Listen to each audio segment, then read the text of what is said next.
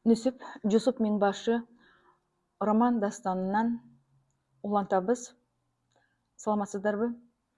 Сиздер менен бұл дастан романдын авторы Өмүрбүбү Бигелиева. Азыр Кокон хандыгынын негиздөөчүсү Нарбото би тууралуу бир аз айтып кетсек, 1749 жылы төрөлгөн, 1798 жылы кайтыш болгон. Нарбото биден соң анын уулу Алимхан башкарып калган.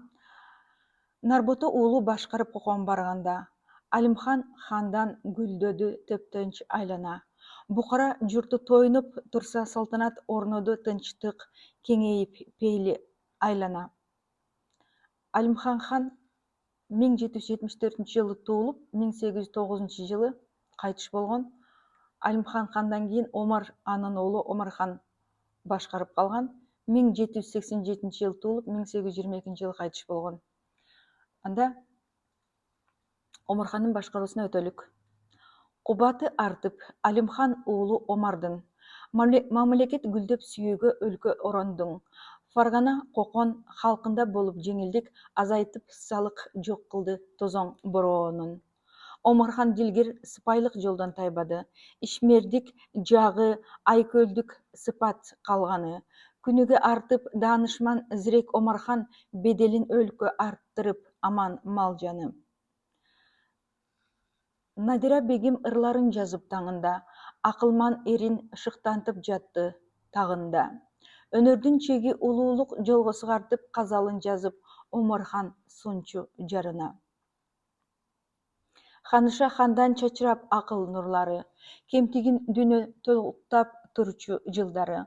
Калкына арнап Омархан жазса ырларын, Надира бегим сулуулук сырын ырдады.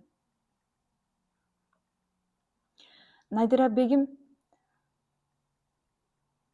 бул көпчүлүккө таанымал эле болсо керек, акын, чыгыштын чоң акындарынын бири. Надира бегим Омархандын зайыбы болгон, ханыша болгон. Омархандын Надира бегимден Мадалыхан деген уулу төрөлдү.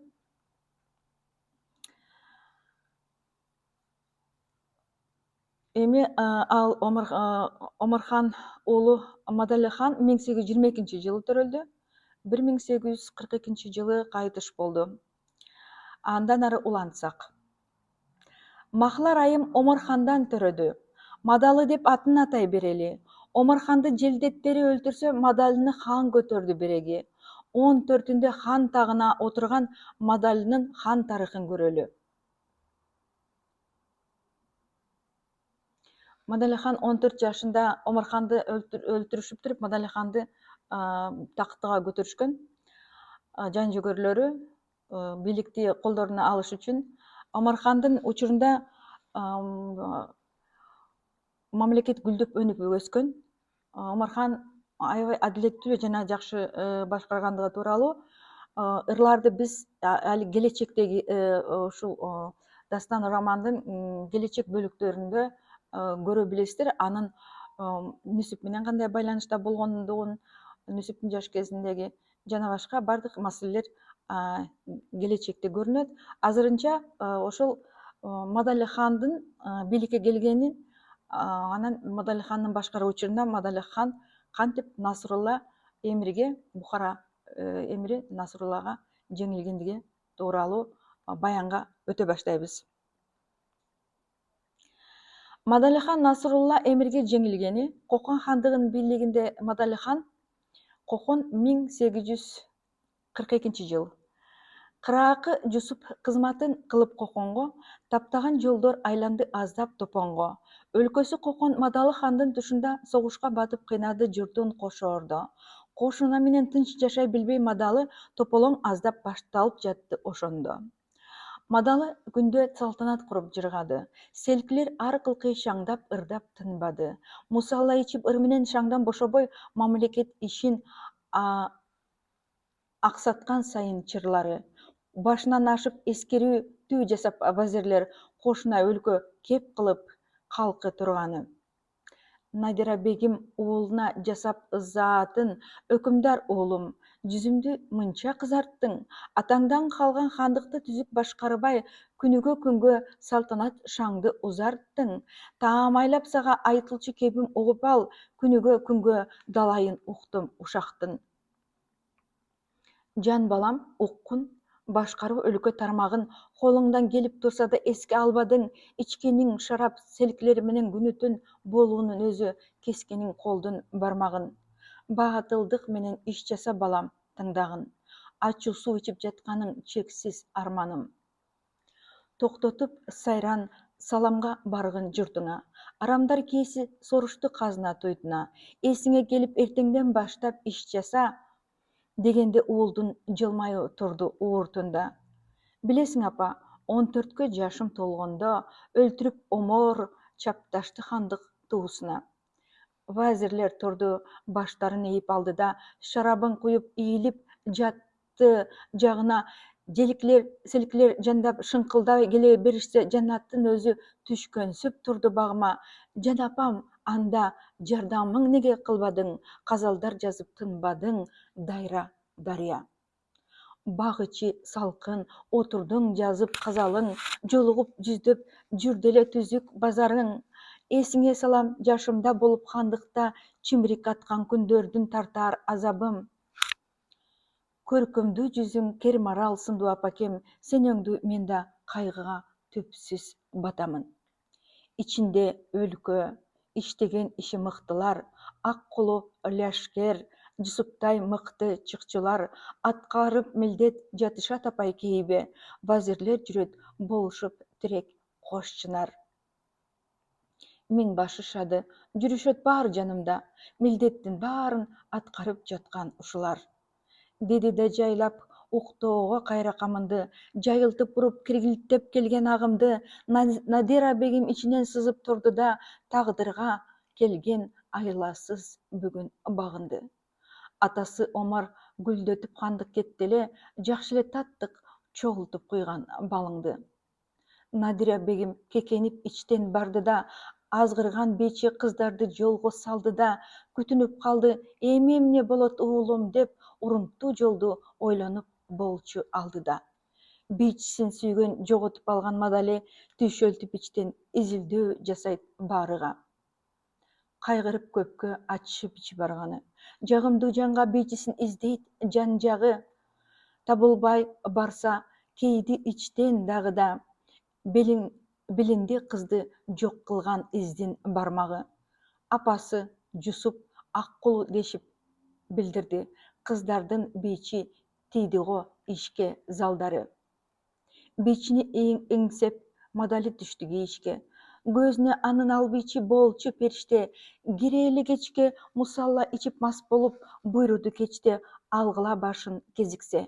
Башчысы Удай Аккулу башын алды да, өкүмдар таңда чакыртты лашкер келишке. Сурады аздан: Аккулу абам кайда? Деп. Өкүмдарым, аткардык буйрук, айла жок. Мадалы угуп күн кечке өксөп ыйлады, чыкпады бир жан, Аккулу башын алба деп. Миң башы Жусуп укканда күйдү ичинен, айтканым ханга сыздатар жанды кайран кеп. Насрулла Хайдар издесе жолдун төтөсүн. Мадалы хандын үкөсү басты көчөсүн. Ханзаада Махмуд башпаанек сурап келди деп, шыбырлар келип гүлдөтүп өттү кечесин. Эртеси таңда бек шайлап салды Кожентке, Мадалы хандын берем деп эми эсесин. Лашкери эмир алышты Оро төбөнү. Кожентти камап бектикке Махмуд көтөрдү. Хандыгы Кокон бөлүнүп барды экиге, Коконду талап киргизет эмир бөтөндү. Миң башы Жусуп ойлонуп жолдун тардыгын, жылганы бойлоп издеди башка өзөндү. Кошууңду жыйып эмирге каршы барууга, күчтөрдү топтоп кайдарып Кожент алууга, казына боп-бош кылабыз кандай айласын деп ойлоп Жусуп байлады казык карууга. Дилинде Жусуп кол жыйноо керек, кол жыйноо, каршылаш болуп эмирдин жолун чалууга. Миң башы Жусуп жанына алып паңсат, жатты. Бадахшан Рухшан тарапқа жөнөп баратты. Буйругун хандын чептерди бекем-бекемдөө бузуку бектер четинен чыгып да жатты. Ылайык келсе жаңы бек шайлап келдеген өкүмдар үнү жаңырган тоодо таң атты.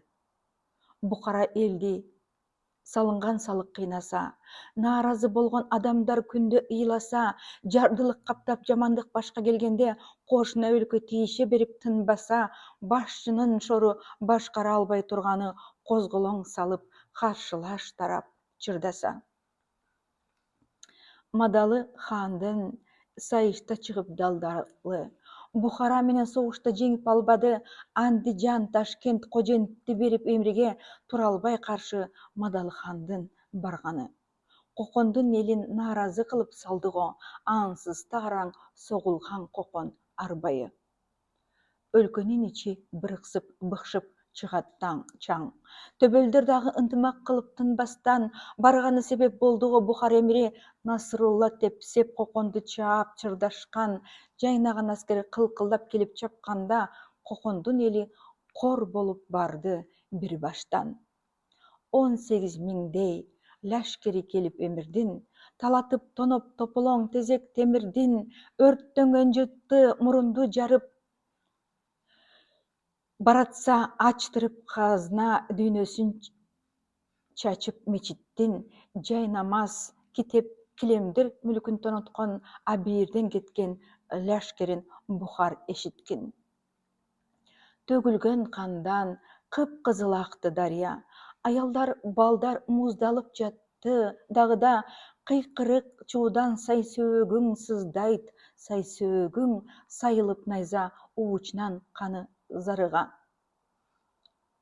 Арман күн арман, мыхаачы тура адамзат, көксөөсү суубай Насырулла жүрөт чамына. Төккүлө канын, өлтүргүн бирин калтырба. Кыздарын сулуу келиндин баарын алгыла, калбасын бири өлтүрө бергин тыптыйпыл дегенде эмир түктүөт келип жаалына. Жан таслим кылып кокондун элин тыптыйпыл, Насырулла жүрдү кылычын шилтеп чаңыра. Зордолуп кызы ордого олжого кетти келиндер, калп айткан болсом көк асман сөзүм төгүндөр, топурак боздоп тоз болуп жатса кара жер, тоголок башта титиреп чыгат эриндер. Насырулла эмир тоо кылып чапкан ал баштар чоң жолдо жатты, ыраактан абдан көрүнөр. Насырулла эмир өлтүрттү баарын тууганын. Мадали хандын башчысын, аскер тыңдарын, аскери Бухар талоонга алып коконду тополоң тоско айлантты. Кокон кырдаалын кансырап турган коконго башчы шайлады Ибраим Хаял, династия Маңгыт Бухарын. Хандыгы кокон карады Бухар тарапка, адилдик кетип тепселип журту баратса, наадандык күчөп күн санап кокон чабылды, адамдар өлүп, кылкылдап далай канакса, чачылган хандык чагылган отун сапырып көбөйттү салык Насырулла эмир заматта. Нүсүп Жусуп миңбашы Сафет Буланга көчмөндөрдүн кеңешмесин уюштурду. Тапшырма менен Наманган жолун басканда, тонолуп кокон Насырулла журтун чапканда, тоолордо жүрүп кокондун жайын укту да шарт буруп башын токтотту атты капталга. Чабарман жетип хандыктын жайын айтты эле, Жусуптун жүзү бурулду бийик асманга. Жараткан, нени көргөздүң менин багыма? Сайышып жүрөк сөгүлүп барат кабырга. Таш талкан кылып өлкөгө тозоңап келген жандарды сага тапшырам сөзүм кабылда. Мадали ханды өлтүрүп салган жексурду жазала өзүң, жазалат өзүң дагыда. Эр жүрөк Жусуп кокондон сыртта болгону, тополоң кездери чептерге кетип тоодогу тосулган хандык тамтыгы чыккан өлкөнү тыңдаган Жусуп катканын билди шорлору. Хандыгы кокон ташталкан болгон учурда өлкөнү сактап калуунун жолун ойлоду. Тездетти баарын, шашылды жыйын курууга. Аксыны көздөй бет алып жолду бурууга. Чабарман кетти, алайга ошко маргалан, чакырып тегиз кабардар кылып коюуга. Өлкөнү кайра каратып алуу максатын жолундаксы жолугуп бичип оюуга. Софит булан мыктылар келип чогулду. Сөз баштайт Жусуп мекенди кырсык тоороду. Душманга каршы көтөрүп башты барууга хан шайлап алуу керегин айтты оболу. Тукуму миңдин таласта жүргөн Шералы хан болуп берүү керегин айтты толугу. Жакшылар тегиз колдошуп бата тартылды. Тактыга бүгүн Шералы аты айтылды. Бир максат менен тилеги бирге кыргыздар баш ийип турса көтөрөт бийик баркыңды. Шатыра шатман топ түзүп жөнөп кетишсе, сүрөөсү тарых кайталайт Жусуп атыңды.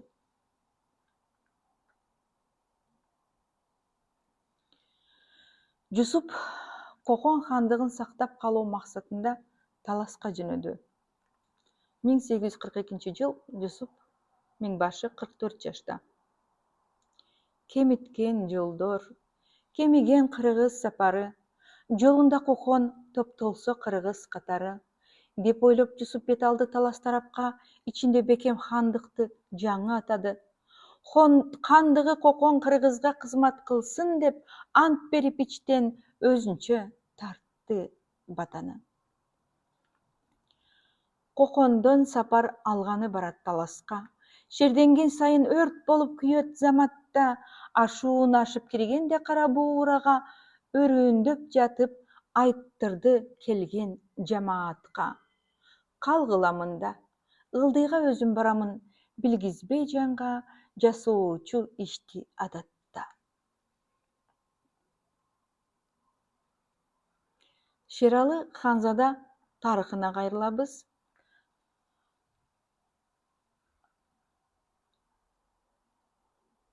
1808 жылкы болгон окуяларга ал кезде бийликте Алимхан болгон.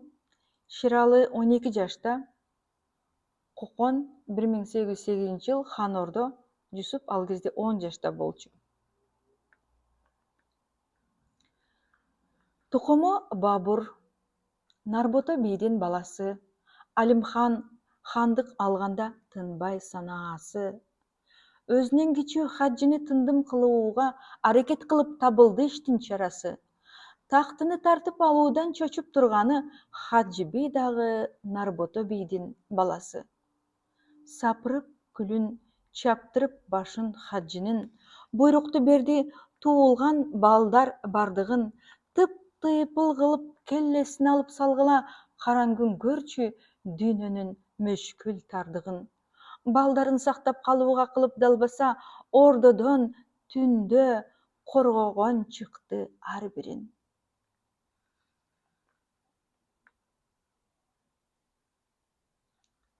Хаджы бийдин башы алынды.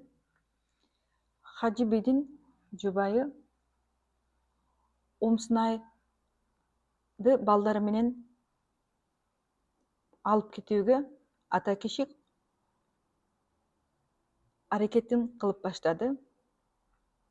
Ата киши Кокон бийлигинде хан ордодо кызмат кылып жүргөндөрдөн. Ата киши Кокондон Шералыны таласка алып келгени тууралуу баян. Бийликте Алимхан, Кокон, хан ордо, талас 1808 жыл. Шералы 12 жашта. Кызматын ордо аткарып жүргөн Атабек түнүндө укту балдардын башын алчу кеп. Абайлап аста тапты да Умсун балдарын камдан кынылдам кетүүбүз керек эртелеп. Арыдан бири чогула калган Умсунай турушат деди аттарды биздин белендеп. Жанын алып жандоочу болор жоокерин сакчылар турса өлтүрүп бардын иченин чыгышып тездеп күтүнүп турган сыпайдын аттарын минип аксыны көздөй кетээрин мерчемдеп ичтен сарайдан чыга берерде билген жок түптүү тарыхка таасир этерин. Белдүүрөөк эле жанында жүргөн жоокери тууганда болуп кетишер эле экөөбү бирине бири өнтөлөп минтип турбаса кыйындык башка түшөөрүн билер нечени эрдиги ата киши айтыла берер кылымга кыйчалыш жолдор ордуна келип кечээги. Ата киши кулуну аксы эле да кызматта жүрчү ордодо кокон калаада хаджиби менен кызматташ болуп турчу эле умсунай ага жан тартаар эле жанада алимхан кырып баштарын алып жатканда ата киши да түшкөн го түпсүз санаага. Тездетип жүрүп чыгарып аттын таскагын узашты алар билгизбей ханша качканын жүргөндүн түндө кусмагы болот өзүнчө кайрууга болот жоголгон адам бакшагын.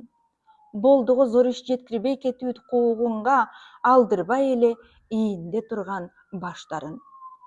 Көөдөнү жалын, адамдын эрдик кылганы, кылымдар өтүп көңүлүн элдин бурганы, тарыхын журттун алдыга гана сүрөйт адамдан чыгат асылдын мыкты бууданы. Арка бел болуп баштарын сайган берендер карабай тура кууш жол кыйгач жылдары. Ата киши камданып издеп амалын качырып барды умсунай менен балдарын Эсенбай датка аксыдан тосуп алганда ата киши тийбейт го менин жардамым. Жеткирүү керек тай аке журту таласка тайганы коккон таап алат мында калганын. Шемшилеп түптүз келишет өзүң билесиң. Камдатып кире камчомун көрүп берейин, тукуму хандын аманын билсе залимдер тып-тыйпыл кылып саргайтып салат иреңим. Калбастан мында тездетип жолго камынгын Ажыбек датка калкалап алар тирегин. Жубайы Хаджы Саруунун кызы болгонун, таластан чыккан Ажыбек датка колдоорун баяндап айтып жарыя кылып барсак дейм, үзүлгөн бакты Ажыбек датка оңдоорун. Уулдары Хаджы Шералы менен Улукбек улуусу эле 12 жаш деп болжогун. Ыкчамдык менен төртөөсү жолго камынды.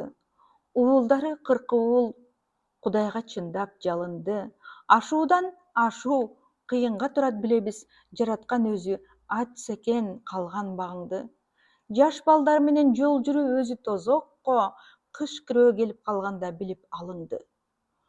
Зоолору бийик ашышат тоосун абылетим. Көркөмү бийик тоолордун көрчү келбетин карагай жашыл чайырдан чыккан атыр жыт чыгарат жокко эңсеген ордо байлыгың. Айлана көркөм аппак караппак чокулар сүрөттөп эле сайрагың келет ар бирин. Абасы тоонун таптаса аңкыйт арчасы, жандыктар түлкү, аюусу коен канчасы, шаңшыган бүркүт аркарлар жүрөт шагырап, асканы бойлоп өрдөгөн илбирс башкасы. Береке толгон тоолорун кыргыз көргөндөр ордосу кокон эсинен чыгат самсасы. Таскакты салды аттантып жолго чыккандар, Саруудан чыккан уругу 40 уул туугандар.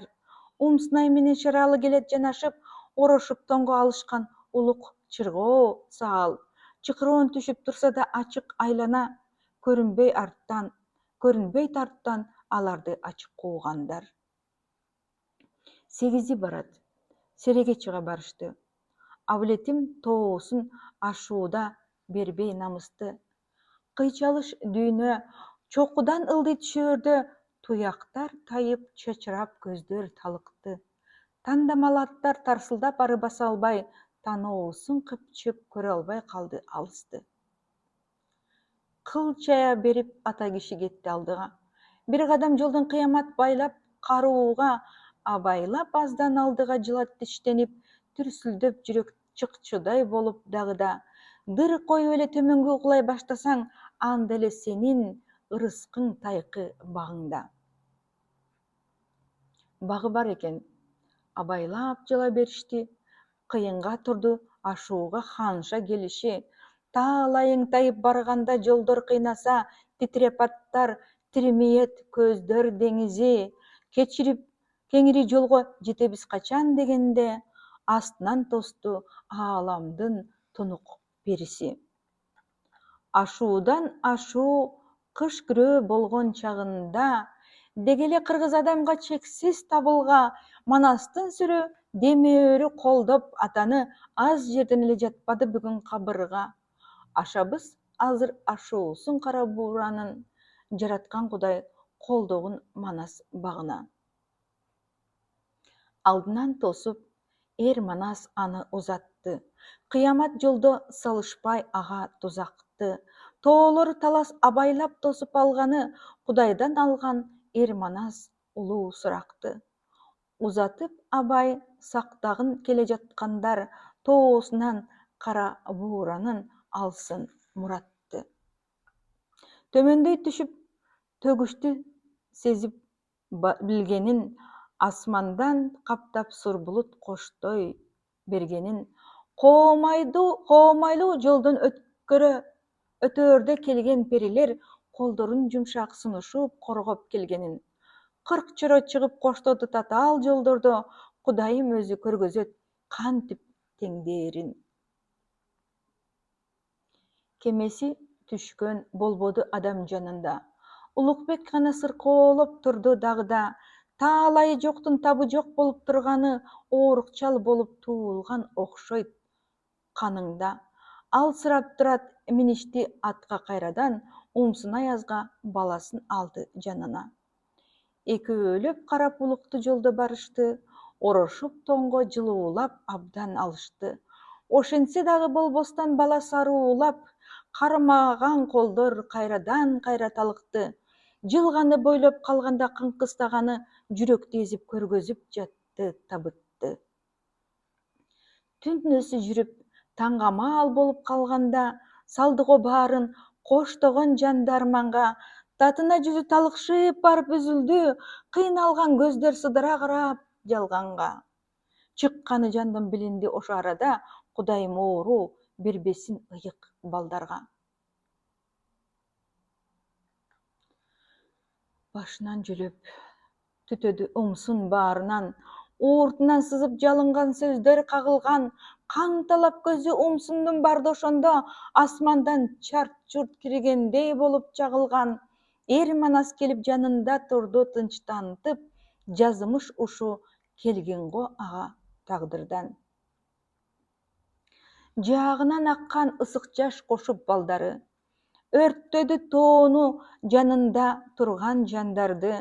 Ата киши өзүн колго алып айтты акырын, бек болсун жаны шералы аман калганы. Кайратың жыгын, амандык тиле балаңа, умсундун түк да калбаптыр бирок дарманы.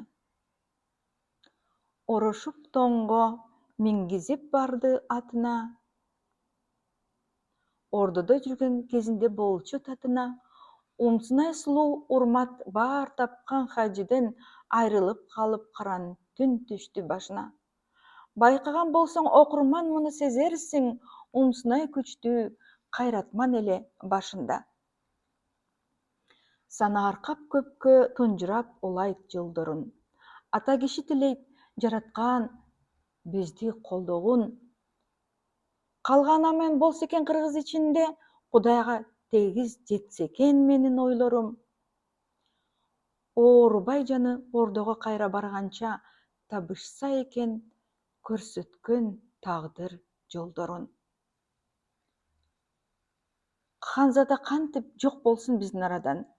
Алыстан мен деп ап келдим кокон халаадан. Тукуму хаджи уланса экен тилегим, энеси кыргыз болгон соң жакын садагам. Амандык тилейм, кыйналбай мында жүрө тур, алыңды сурап келербиз далай кайрадан. Жүрүштү оңдоп жетишти кара буурага. Кыйналып келсе алдарын суроо туура да, Ажыбек датка билгизбей кимдер келгенин, киргизди үйгө боюнда өзөн турганга. Тууралап ашын жалгашып өзөк барган соң сөөгүн улук жашыртып койду талаага. Ата киши кетти, жигиттер менен аттанып, кайтышты артка, жетишти аман бактарып. Баяндап жагдай жеткирип барды аксыга, Ханзада калды элинде кыргыз катталып. Кабырга сөөгү кайышып турган умсундун жонунан ойноп түшкөндөй болду ак балык.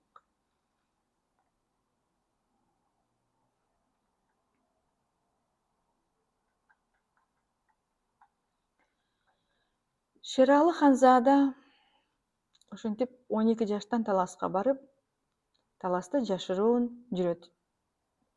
Талас Кара Бура 1808-1842 жылдар аралыгында Таласта жашайт.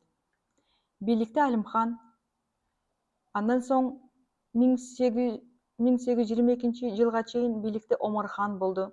Алимхан 1810 жылы кетти.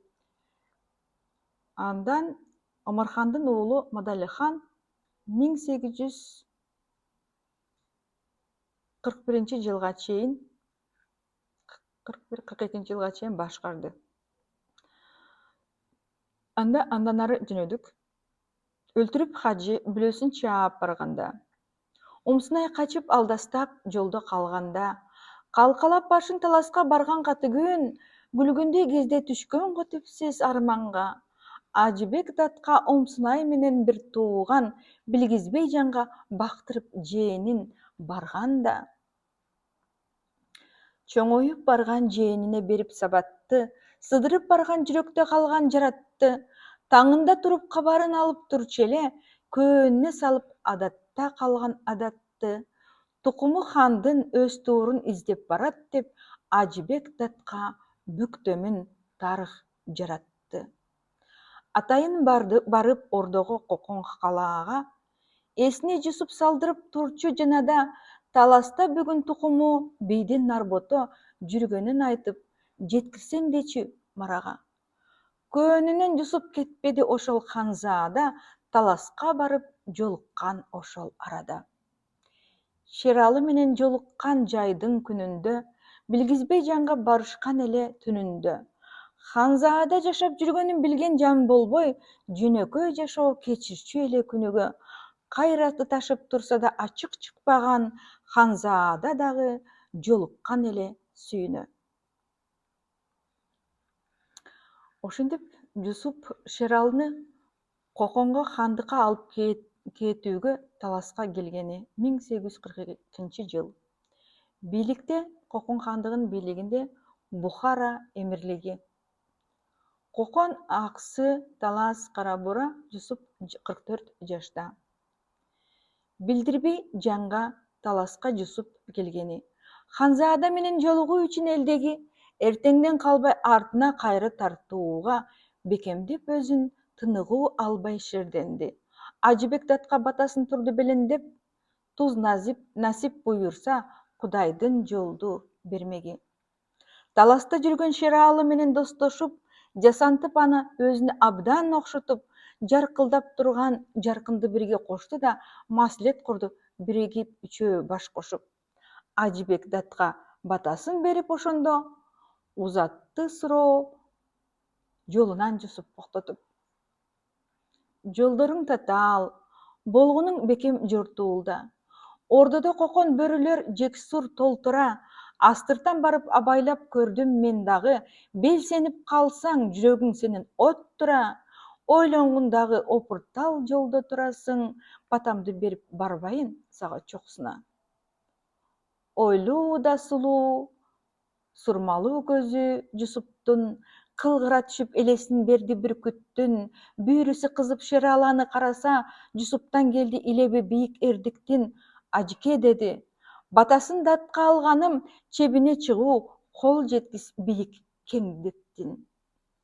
Береке толгон хандыктын ыйык жолдору, колунда кыргыз болуусун каалайм болгону. Кан жаным ысып от болуп барат дагы да, Кокондо турса башкаруу иши чордону. Каалоосу Кудай, кыргызда турат Ажыке. буйдалбай эле ээлейбиз ыйык ордону. Жусуптун жообу бараандуу чыгып жатканы көлкүлдөп турган көөдөнүн ачып таштады. От болуп жанган эрдикке акыл коштолуп барганда дүрт дейт жана албай турган от дагы. Жан таслим болуп калганча кызмат кылам деп өрттөнгөн сырын чыгарып ачык айтканы. Жөнөкөй жашоо башынан кечкен Ханзада кокондон келген Жусуптан укту ак-кара, ишеним артып үзүлбөй үмүт турганда, арадан 6 жыл өтүп, аптап алганда, кайрылып келип коконду жолго салганга, билгизбей калкка кетишти жолго аттана. Тоголок дүйнө тополоң салып дагы да адашса көпкө кыйындык келет баарыга. Тайганда багы кем болуп тузу тагдырда, Ханзада дагы айланат тура жалчыга. Шералы көпкө 12 жаштан кыйналган, бир топко таяп баратат ата тагына. Жанына алды бойжеткен улуу уулдарын. Суусунан ичип чоңойгон кара бууранын. Жигиттер коштоп аттанып кетип баратат, ээрчишип түндөп кокондон келген тууганын. Абдырахманбек, Малабек аттуу уулдары ойнотуп кылыч жоокерлик сапка тыңдагын. Коштоду асман Жусуптун сырын ыйманын, жымыңдап жылдыз жүрүшкө чыккан жылдарын, канатташ кыргыз кадырын бийик салам деп ашышты ылдам ашуусун кара бууранын. Аксыга конуп жыйнашып аяк баштарың коконго карай салышты, коконго карай жүрүштү салар тууганым.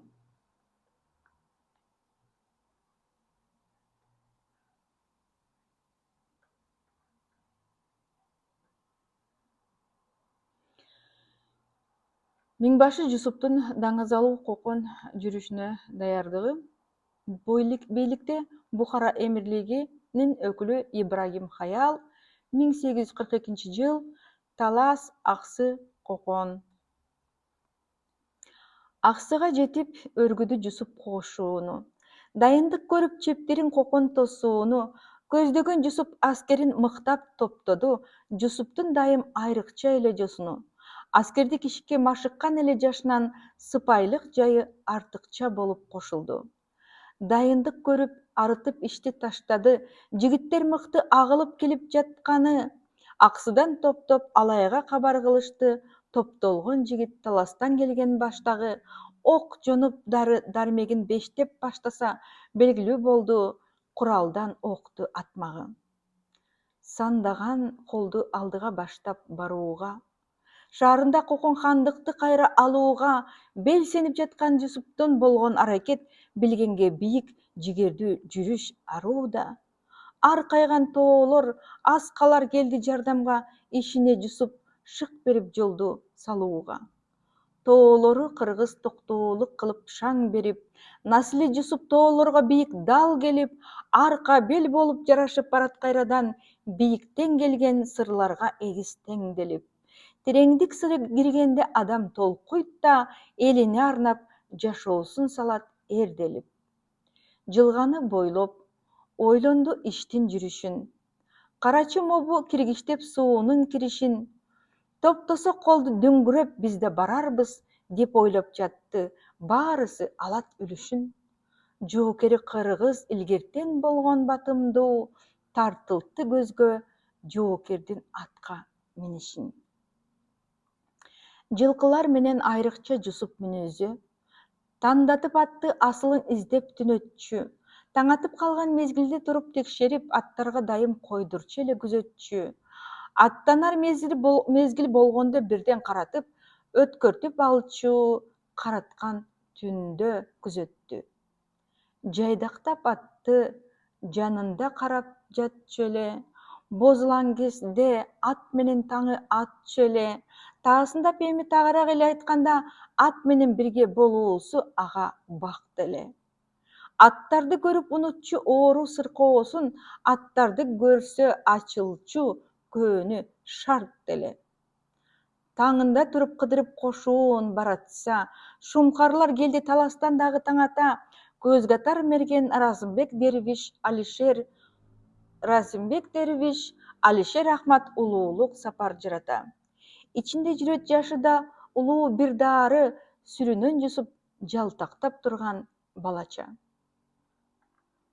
Бойында өзөн камданып аскер жүрүшкө, баарына тегиз сыпайылык өнөр үйрөтө, күнүдө түнү машыгып жатты бүт баары, колунда кылыч калканы менен түнөшө. Үстүнөн аттын жарыша чаап баратат, кылычын шилтеп алууга башты мүнөттө. Үйрөтүп жатып баарга жусуп кол башчы, дайындап жатты оңбашы далай жүзбашы. Эр жүрөк баатыр жигиттер топ-топ келишип, түздүрдү жусуп аскердик оң-сол канатты. Найзаны шилтеп, душманды жарасаюуну көргөзгөн сайын жалындап күйүп баратты. Кол башчы жусуп, көргөзүп сарбаз өнөрүн, жөө аскер кантип душмандын жолун бөгөрүн, каршынан чыкса ачалбар сындуу жоокерлер бир шилте менен кылычы жоону бөлөрүн көргөзүп далай такшалтып жатты келгенди, коркууну сезбей баруунун түркүн жөлөгүн. Өзөндү бойлоп машыгып кыргыз балдары, шилтешип кылыч кеткиче күчү дарманы. Чаначтап кымыз ташылып келди арага, союлуп малы, майланып казан табагы. Тандамал аттар жүрүшкө барса тапталып, күчтөнүп жатты кыргыздын аскер салмагы. Тандатып атты таасындап бирден карады. Жолунда кыргыз жаралды тарых барагы. Түрсүлдөп жүрөк көөдөндө турган кезинде арылтсам деди кыргызда болгон санааны. Сай-сайлап өрдөп камылга кызуу жүргөндөн ачылып жатты бийликке кыргыз арааны. Сарбаздар сыпай удайчы баарын тандады. Жүзбашы пансат, кайгуулчу бири калбады.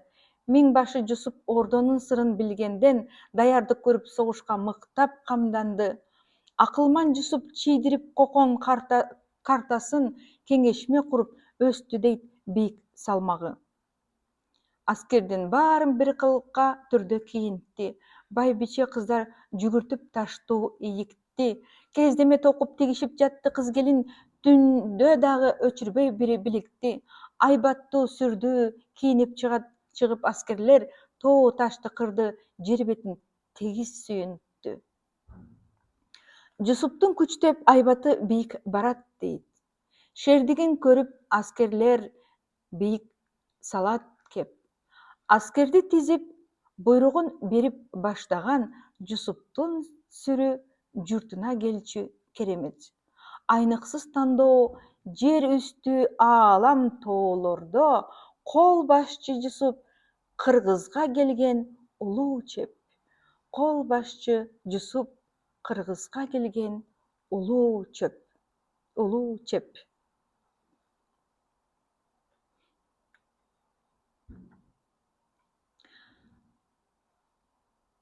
Сафит буланда көчмөндөрдүн шыралыны хан көтөрүү аз эми.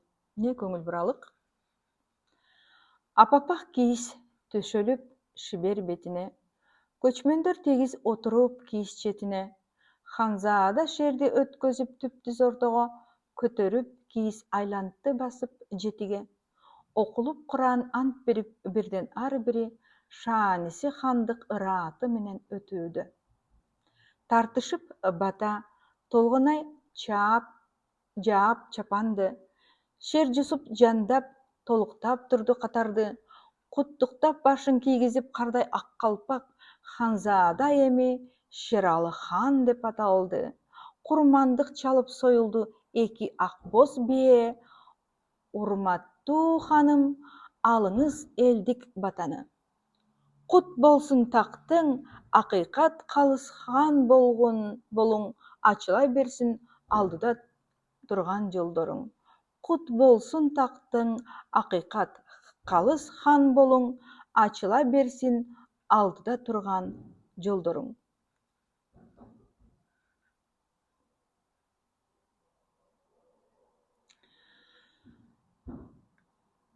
Урматтуу менин көрөрмандарым жана окурмандарым, анда эмесе ушул жерден токтотолу.